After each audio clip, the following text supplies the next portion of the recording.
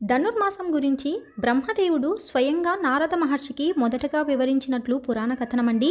ధనుర్మాస వ్రత ప్రస్తావన మహత్యాలు బ్రహ్మాండ భాగవత ఆదిత్య పురాణాలలో నారాయణ సంహితలో కనిపిస్తాయండి.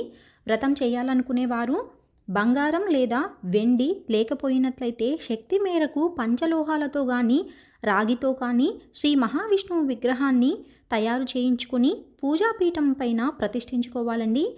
విష్ణుమూర్తిని మధుసూదనుడు అనే నామంతో పూజించుకోవాలి.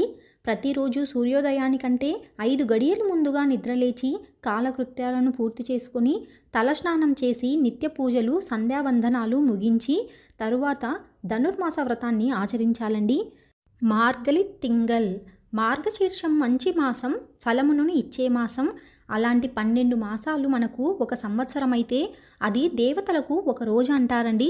దక్షిణాయనం వారికి రాత్రి అయితే